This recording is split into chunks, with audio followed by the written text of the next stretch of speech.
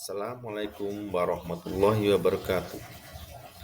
Perkenalkan, nama saya Gaku Setion, CGP Angkatan 9 dari Kabupaten Lamongan, Kecamatan Modo, yang saya bertugas di SDN 2 Kacangan.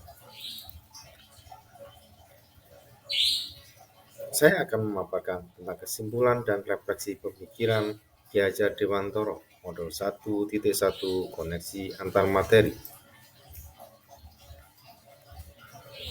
Menurut Ki Hajar Dewantoro, pendidikan dan pengajaran tidaklah sama. Pengajaran adalah bagian dari pendidikan. Pengajaran, proses pendidikan dalam memberi ilmu untuk kecakapan hidup anak secara lahir dan batin. Sedangkan pendidikan pada hakikatnya adalah menuntut, memberi tuntunan terhadap segala kekuatan kodrat yang dimiliki anak agar ia mencapai keselamatan dan kebahagiaan setinggi-tingginya, baik sebagai manusia maupun sebagai anggota masyarakat. Sebelum mempelajari modul 1.1, pembelajaran yang saya lakukan hanya transfer materi pelajaran. Tuntasan dalam menyampaikan materi lebih penting daripada memahami karakter peserta didik. Hanya memiliki nilai dari aspek kognitif saja. Sebelum mempelajari modul 1.1, pembelajaran yang saya lakukan, jika nilai murid sudah mencapai KKM, saya anggap sudah berhasil. Murid hanya sebagai objek pembelajaran. Pembelajaran berpusat pada guru atau metode teacher center. Sebelum mempelajari modul 1.1, pembelajaran yang saya lakukan tidak mempedulikan apakah murid sudah benar-benar paham atau belum. Tidak hanya meminta siswa menghafal materi, sering merasa gagal, mengeluh ketika anak didik yang tidak tuntas setelah melakukan evaluasi. Apa yang berubah dari pemikiran atau perilaku Anda setelah mempelajari modul ini? Perilaku dan pemikiran saya berubah.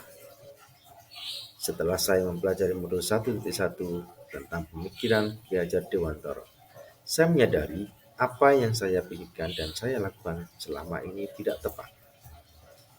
Seharusnya saya melakukan proses pembelajaran secara menyeluruh. Kognitif, afektif, psikomotor, spiritual, sosial, budaya, itu semua adalah aspek pembelajaran. Murid sebagai subjek pembelajaran. Saya memberi kebebasan berekspresi, mengembangkan pendapat, berkreasi. Guru sebagai fasilitator pembelajaran. Guru harus mempelajari karakteristik peserta didik. Guru harus ikhlas dengan penuh kesabaran, dengan ketulusan hati. Berikan kesempatan murid untuk tumbuh sesuai kodratnya.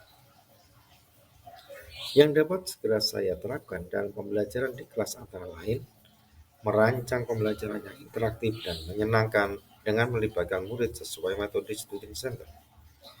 Kedua, menerapkan pembelajaran di abad 21, yaitu berpikir kritis, kreatif, mandiri, komunikasi, dan kolaborasi.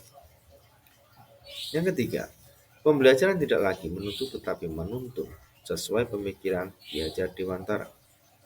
Nah, tugas guru adalah memberi tuntunan atau arahan yang baik kepada murid baik perkataan maupun perbuatan. Yang keempat, mengenali karakter dan latar belakang murid, menjalin komunikasi yang baik. Terima kasih, salam merdeka.